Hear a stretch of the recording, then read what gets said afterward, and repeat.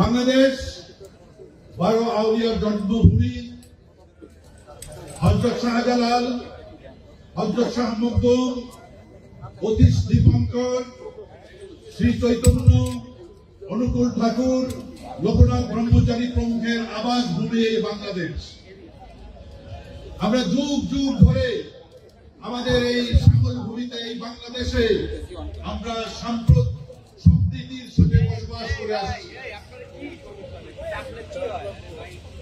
কিন্তু আমরা অতি উদ্বেগের সাথে লক্ষ্য করছি, সম্প্রতি বাংলাদেশের লেডি ফিরাউন পালিয়ে যাওয়ার পর থেকে ভারতের হিন্দু বিদ্বেষী নেতৃত্বের শেষ দৃষ্টি পড়েছে আমাদের দিকে।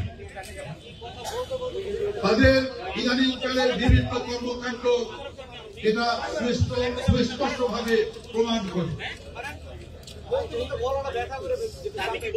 তাদের সর্বশেষ উদ্যোগ ছিল আগরতলা এবং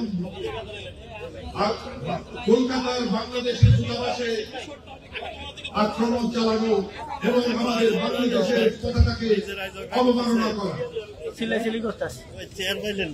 আমরা এই সমস্ত ঘটনাগুলিকে আমাদের স্বাধীনতা ও সার্বভৌমত্বের প্রতি হুমকি হিসাবে মনে করছি। এছাড়া ভারতের কিছু মিডিয়া, রাজনৈতিক নেতারা বাংলাদেশকে নিয়ে সার্বক্ষণিক বিষোদ্গার করে চলেছে। ভিয়েনা কনভেনশন অনুযায়ী যে কোনো দূতাবাসের হামলা মানে সেদেশের সার্বভৌমত্ব এলাকার উপর হামলা।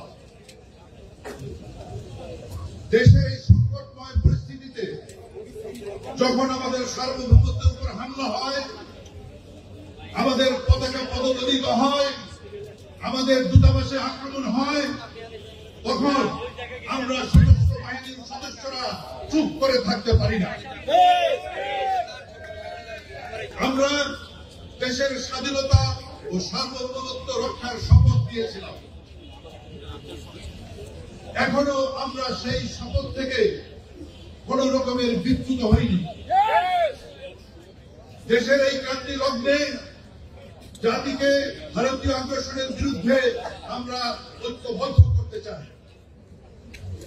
আসুন সব ধরনের রাজনৈতিক বিভাজন ভুলে গিয়ে ধর্ম, দল, মতের ঊর্ধ্বে উঠে আমরা আমাদের স্বাধীনতা ও সার্বভৌমত্বকে সুরক্ষা করি।